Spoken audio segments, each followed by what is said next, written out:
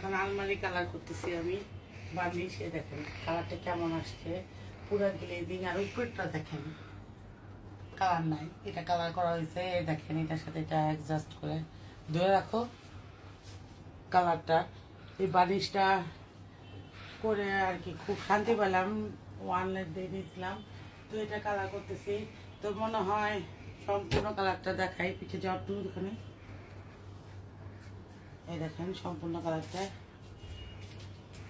এই সাইডটা রয়েছে, এই সাইডটা এখন করতেছি। এখানে যে করবো আর এইভাবে দিলে যাবো দেখছেন। আগে সবসময় ডিজাইনটা করে নিতেছি, আর কিভাবে কালার আসছে তো দেখছেন।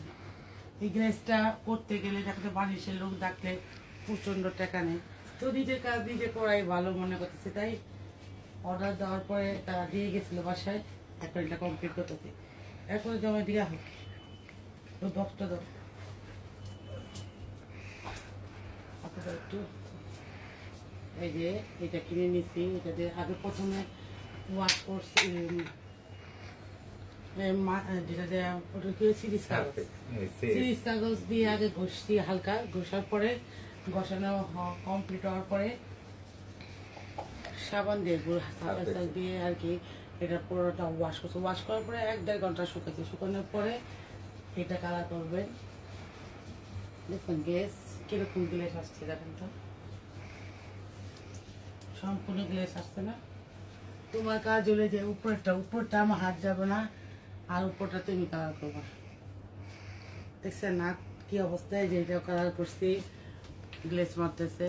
ওইখানে খাটটা একটু ধরো, খাটটা এই যে খাটটাও কালার করছি, ঠিক আছে। তো সম্পূর্ণ জিনিসপত্র আলাদা রয়েছে। এটাও করা হয়েছে, এই যে এটাও করা হয়েছে সম্পূর্ণ কমপ্লিট। এখন এটা পুরোটা কমপ্লিট করবো। এই দেখেন পুরোটা ডিজাইন, এই ডিজাইনটা দেখাও কত সুন্দর গ্লেস মতো। কিছু দিকে নামো, এখানে দেখাও। দেখছেন বার্নিশ নিজেরাই কমপ্লিট করা হয়ে যেতেছি। সম্পূর্ণ ঘরগুলো কমপ্লিট করবো, আর সবগুলো কমপ্লিট করবো কিরকম হইতে অবশ্যই আপনাদের দেখাবো। তো সম্পূর্ণ আগে করার আগে বার্নিশ শেষ হয়ে গেছে, বার্নিশগুলো আবার কিনতে হবে। তো যখন সব কমপ্লিট হবে প্রত্যেকটা পাটে পাটে দেখাবো। তো আশা করি সবাই ভালো থাকেন আর দোয়া রাখবেন। আল্লাহ হাফেজ। আল্লাহ হাফেজ। যাই হোক আল্লাহ হাফেজ জানা দিছি। এবার বাকিগুলো কালার জন্য বার্নিশের জন্য সবকিছু আবার অর্ডার দাও।